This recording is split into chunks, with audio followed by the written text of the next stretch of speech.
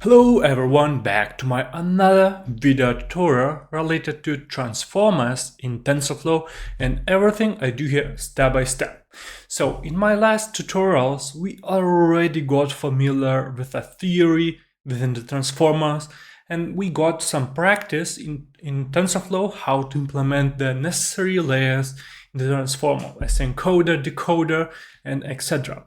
And last time in the previous tutorial was essential kind of tutorial where I show you how to prepare a data to train a transformer, and it was pretty long video, but it was critical when training the transformers from scratch, or we want to use the pre-training model and etc. we want to fit it, so on.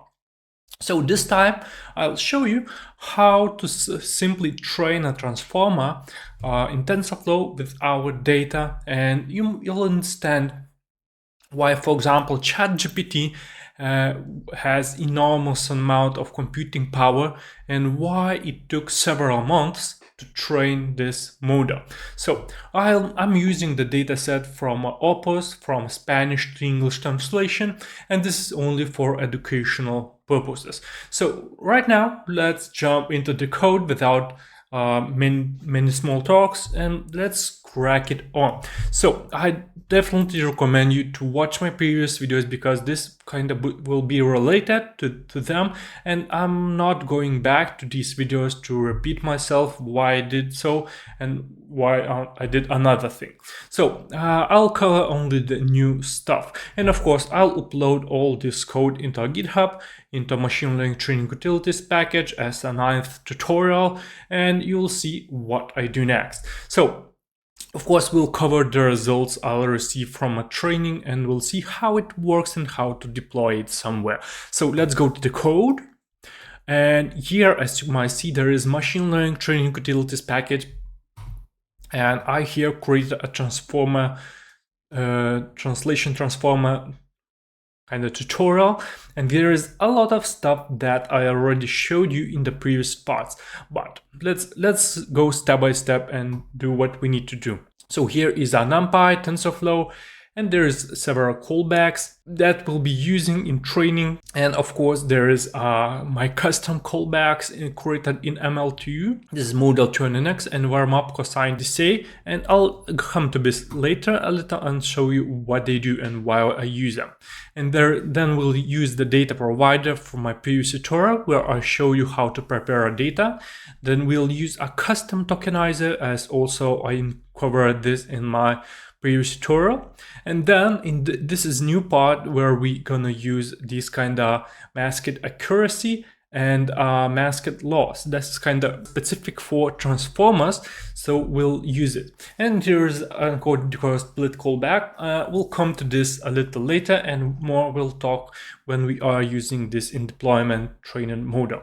So here you might see that I'm importing model from transformer. So let's go to my model file and let's see what I have here.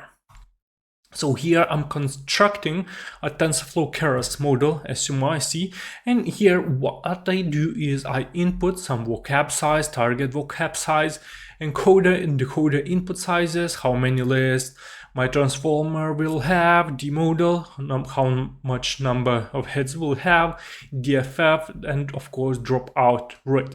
Everything is explained here. If you want, you can get into it. And here you might see there is my input for transformer in TensorFlow.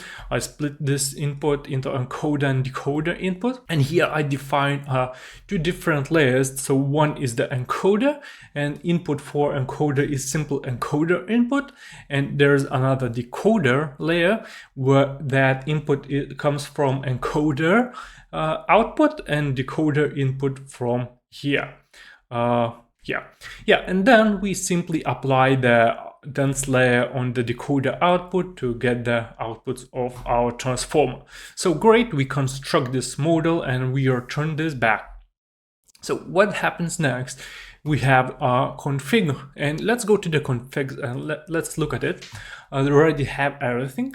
So I'll use my base model configs as always within my ML2 package. And here we have several configurations that are specific for transformers. So how many number of layers my transformer will have, either decoder and decoder layers, D model, number of heads, how many we use, and DFF and dropout, and of course batch size, what I'll use. If you can't train this transformer model, reduce this batch size, it will be easier for you. You might see, and how many epochs you want to train. And of course there is a custom schedule parameters for learning rate, and what I said, these kind of specific parameters, and you might look at these later what they do and etc. But we'll check these results on the tensor board when we train the model. Okay, let's go back and we simply create these configurations. And what is here? So this comes from Opus dataset. In previous tutorial I covered how to download data, and here's a download script for this English to Spanish, I mean Spanish to English translation, it doesn't matter. And yeah, we simply use this code to download this dataset. Let's go back to train, and here I simply define the path to this my data. I read files, and I drop sentences that length is too larger than 500, and then I create this tokenizer in character level, of course, because it will have less different tokens, and I fit this tokenizer on my Spanish sentences. And of course I save this tokenizer in case I will need this in inference, but of course I will do, but we'll come to this later in the next tutorial. And of course I do the same for my English language. I create the tokenizer and etc. And here is already, we covered this, the pre-processing code for my data that comes from training and validation data from these sentences, how I prepare these for the transformer training. And of course you can check this out in the previous tutorial. I cover this in detail. Then we create a data providers for training and validation that we could use in a standard fit function in TensorFlow. And this is also was covered last time. And here we define our final transformer that we're gonna train with all the data. So here we'll come with a debugger. I'll show you the summary and etc. And here are some new stuff. So when we want to train a model in TensorFlow, we need to have some loss, optimizer, and etc. and metrics, some metrics to track. So here I defined an Adam optimizer with a learning rate that we define in our configurations. And here is a beta 1, beta 2, an epsilon, that's kind of values defined in the transformers paper, transformers all unit paper. So that's cool. And then we have this optimized defined, we need to compile this model. So we use this masked loss. Okay, what it is, masked loss? That's kind of custom function that I import from my ML2 transformer tools library. So let's look at it. Mainly it uses a sparse categorical cross entropy from logits and masked loss, and it should tell it by itself that it checks at the mask. So simply, when we are training the transformer, we are appending values of all values, all sentences should be the same length. This means that if sentences, for example, of length 10 and our all sentences are within the 50 character length, so this means that we need to append some padding token to this kind of true sentence, and this means we append zeros.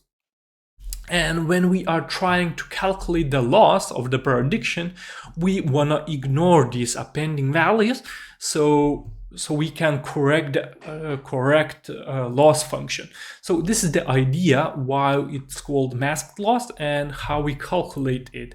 That's pretty simple. The same way we append I true, I pred, and what we need to do, we need to know what is our padding value or so-called mask value. So it's defaulted to 0, so that's everything great, and this way we calculate this masked loss. Okay, let's go back to train, and there is a transformer masked loss, and of course there is a metric masked accuracy. In TensorFlow, it's also kind of need to know what is metrics. So this is kind of metric that we wanna track while training and to know the accuracy of the model. And the same way as the loss that was masked, we need to know the accuracy that's also masked. So let's go to this function, and the same way we calculate it within the mask value. So we ignore this value of padding value and we simply calculate this accuracy of all the characters that were predicted. Well, we don't need to get deep into the math, what happens behind, but simply it's written in a way to be pretty efficient and compiled in the TensorFlow graph. Here is the mask accuracy, and it will be logged while training, and we'll cover it later. So next, what we want to do is want to define some callbacks. So there is warm-up cosine DCA callback. So called. So what does it mean? The simplest way is to explain by showing you the following image that you should see right now, and you might see that this is the learning rate curve, and you might see that it increases from 0 to some value with a straight line, and then it starts decreasing within the cosine function. And this is kind of necessary for transformers to have a warm-up before training properly. It was proven that it trains way better when we warm up hold the weights and biases with a low learning rate by increasing it slightly, and then start to decrease it from the top. And well, I simply implemented this callback to do this functionality. So next, that's pretty obvious that we have our early stopping, modal checkpoint, the tensor board callback, and reduce learning rate or plateau. It's not necessary, but in case it's well, I added this just in case if my model is not improving, to see how it works. And later we convert our model into ONNX. It's kind of final model. After it trains, we don't want to have it in TensorFlow format because it's kind of complicated to deploy it somewhere where we want to load it. We need a specific version for these models and etc. Then there's many custom layers that is also complicated to load later. So for simplicity reasons, what is easiest is to load this kind of convert this model into ONNX and then simply load it back while we are testing it on inference. Of course, don't worry, I'll show you how it's done. And of course, there you might see there is a specific metadata tokenizer and detokenizer, and this is kind of, I save these tokenizers inside this ONNX model. That's a very useful function because we don't need to worry about these tokenizer and detokenizers later when we are running this on inference. Simply, we're gonna load our model, and from that ONNX model, we're gonna load this tokenizer and detokenizer and load it into the object where we're gonna use it. That's kind of simple. You'll see that's pretty amazing. And then we have an encoder decoder split fallback, and this is kind of also one of my custom callbacks that I don't want to explain right now, but it's best to show his functionality later in the next tutorial when we're gonna use our transformer in an inference. And the main crucial idea is here that transformers might be not efficient because you might see that when we are doing a prediction with transformer, it predicts one character at a time or one word at a time and do a forward pass through the encoder, and with this encoder output we do again the inference on the decoder. And usually all the tutorials tells us that we need to use this over and over, but that's not true, because it's enough for us to use encoder forward pass only once and reuse this output of the encoder many times when doing an inference on the decoder side. It saves us a lot of time on efficiency. You'll see that. I'll show you that, and you'll be amazed how it works. And mainly that's it. That's my main crucial callbacks and the whole pipeline I'm using, and you might see it's pretty simple with my MLTU package. The hardest part was to understand the transformer, how it works, and etc. And right now you might see that I can run this fit function, and you will be amazed how it works basically. So here's the transformer. Let's run this in a debugger mode. You'll see I'll come to this transformer summary. Oh, of course, it will load the data here with tokenizer and etc. So we need to wait a little bit. And it will be slower because I'm doing this in a debugger mode, and of course I'm doing this in a recording mode. Right now I'm recording a video. So let's give it away and let's see what are the results.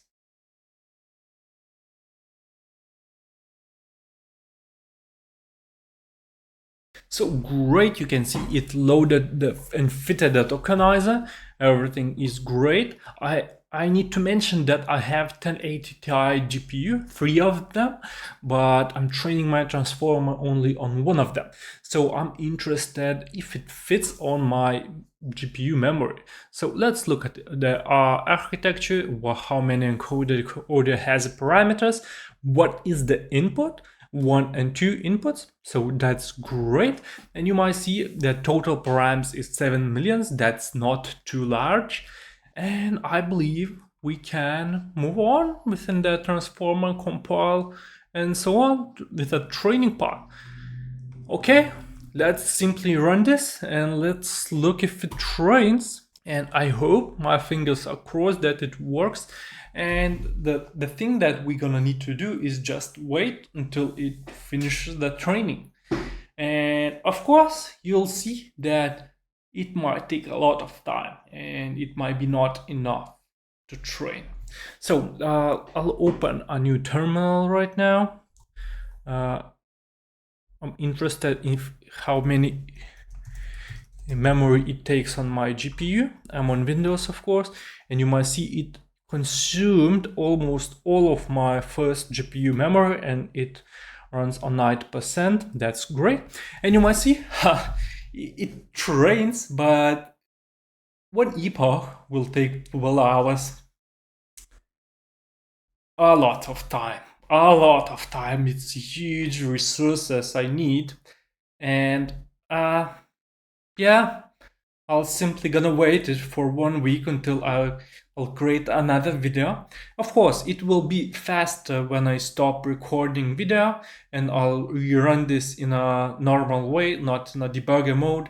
But for now, you might understand why it takes so much time to train a ChatGPT.